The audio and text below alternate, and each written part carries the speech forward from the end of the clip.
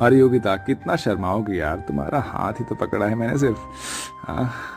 तुम्हें तो पता है कि मुझे ये सब शादी से पहले बिल्कुल भी ठीक नहीं लगता। और वैसे भी हम पब्लिक प्लेस में हैं। तुमसे कब से कह रही हूँ कि हमें अपनी फैमिली में एक दूसरे के बारे में बता देना चाहिए। अरे बाबा, मैंने ऑलरेडी तुम्हारे बारे में अपने घर वालों को बता दिया है यार, अब तो बस तुम्हारी बारी है। तुम सच कह रहे हो? I love you Aarav. मैं आज ही अपने मम्मी पापा से बात करती हूँ। योगिता आरव एक दूसरे के साथ पिछले 2 सालों से रिलेशनशिप में थे। योगिता थोड़ी शर्मीली किस्म की लड़की थी, इसलिए आज तक उसने कभी भी आरव को ठीक से गले तक नहीं लगाया। दोनों ही एक दूसरे के बारे में अपने माता पिता से बात करते हैं और कुछ ही समय में उनकी शादी हो जाती है। आरव, तेरी चॉइस तो बढ़िया है यार। अगर मैं भी तेरी जगह होता ना, तेरी जैसे जवान होता, तो बिल्कुल योगिता बहू जैसी लड़की से ही शादी करता। अरे जैसे ही क्यों, मैं तो योगिता से ही शादी कर लेता। अपने गृह प्रवेश पर अपने ससुर के मुंह से ऐसी बात सुनकर योगिता को काफी अजीब महसूस होने लगता है, लेकिन वो इस बात पर ज्यादा ध्यान नहीं देती। अब आरव और योगिता अपने कमरे में चले जाते हैं और एक दूसरे के साथ काफी अच्छा वक्त बिताते हैं। और आज योगिता का उसके ससुराल में पहला दिन होता है। योगिता अपने कमरे में तैयार हो रही होती है कि तभी योगिता की नंद प्रिया उसके कमरे में आती है।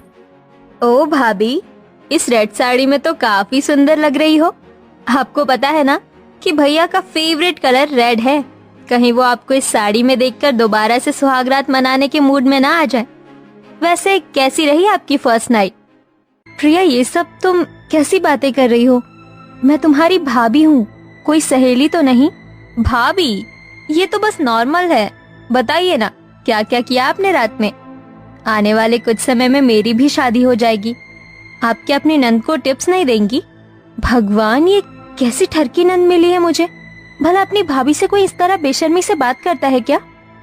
दरअसल योगिता के ससुराल वाले थोड़े आजाद ख्याल वाले होते हैं, या यूं कहें कि थोड़े ठरकी किस्म के लोग होते हैं। घर में बहू आ जाने के बावजूद भी उन लोगों में जरा भी समझ नहीं थी। बच्चे तो बच्चे, घर के बड़े भी कुछ इसी किस्म के थे।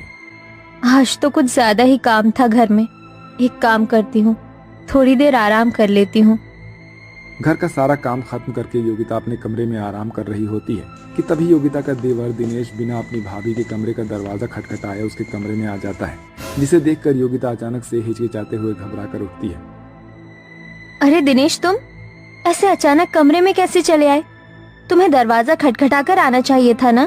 भाभी, मैं कोई पराया मर्द थोड़ी ना हूँ, आपका देवर हूँ भाई है? और देवर तो भाई के समान होता है ना। वो तो मैं आपसे कहने आया था कि शाम को मेरे कुछ दोस्त आ रहे हैं, तो आप ना उनके लिए कुछ स्नैक्स वगैरह तैयार कर दीजिएगा।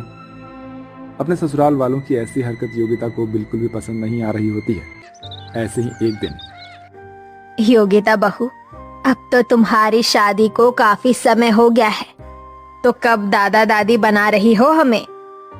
माँ जी, सामने ससुर जी बैठे हैं और आप उनके सामने ऐसी बातें कर रही हैं। तो क्या हुआ बहू, वैसे भी अमरावती बहू की माँ बनने की उम्र थोड़ी ना है, अभी तो उन्हें एंजॉय करना है। वैसे तुम एक दूसरे के साथ अच्छा वक्त बिता पाते हो ना। मेरा मतलब तुम्हारे बगल वाला कमरा ही हमारा है। वैसे कल रात तो तुम्हारे कमरे से बहुत आवाजें आ रही थी, हैं? लगता है बहू बेटे में कुछ ज्यादा ही प्यार हो रहा है। अपने ससुर की ऐसी बातें सुनकर योगिता शर्म के मारे पानी पानी हो जाती है और भागती हुई अपने कमरे में चली जाती है। भगवान, ये कैसा ठरकी ससुराल मिला है मुझे।